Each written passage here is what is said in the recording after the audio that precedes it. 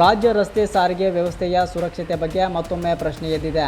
ಕಲಬುರಗಿಯಿಂದ ಚಿಂಚೋಳಿ ಮಾರ್ಗದಲ್ಲಿ ಸಂಚರಿಸುವ ಕೆಕೆಆರ್ಟಿಸಿ ಬಸ್ಸೊಂದು ಕೆಟ್ಟು ಹೋದ ಹೆಡ್ಲೈಟ್ನೊಂದಿಗೆ ಹಲವು ದಿನಗಳಿಂದ ರಾತ್ರಿ ವೇಳೆಯಲ್ಲೇ ಸಂಚಾರ ನಡೆಸುತ್ತಿರುವ ಆತಂಕಕಾರಿ ಘಟನೆ ಬೆಳಕಿಗೆ ಬಂದಿದೆ.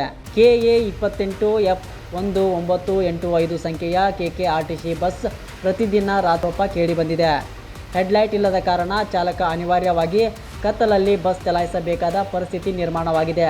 ಚಾಲಕನಿಗೆ ರಸ್ತೆ ಕಾಣುವಂತೆ ಮಾಡಲು ಬಸ್ ನಿರ್ವಾಹಕರೇ ತಮ್ಮ ಮೊಬೈಲ್ ಫೋನ್ನ ಟಾರ್ಚ್ ಬೆಳಕನ್ನು ಬಳಸಿಕೊಂಡು ರಸ್ತೆ ತೋರಿಸುತ್ತಿರುವ ದೃಶ್ಯಗಳು ಕಂಡುಬಂದಿವೆ. ಪ್ರತಿದಿನ ಇದೇ ಬಸ್ ಅನ್ನು ಅವಲಂಬಿಸಿರುವ ನೂರಾರು ಪ್ರಯಾಣಿಕರು ಜೀವ ಭಯದಲ್ಲೇ ಪ್ರಯಾಣ ಮಾಡುತ್ತಿದ್ದಾರೆ.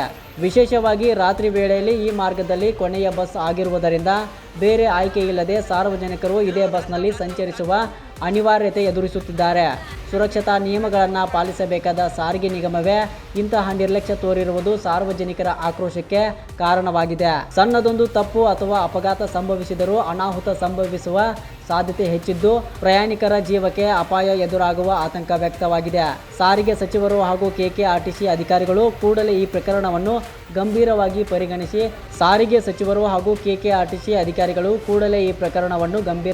ಪರಿಗಣಿಸಿ ಬಸ್ಗೆ ತಕ್ಷಣ ದುರಸ್ತಿ ಮಾಡಿಸಿ ಸುರಕ್ಷಿತ ಸಂಚಾರಕ್ಕೆ ಕ್ರಮ ಕೈಗೊಳ್ಳಬೇಕೆಂದು ಸಾರ್ವಜನಿಕರು ಆಗ್ರಹಿಸಿದ್ದಾರೆ.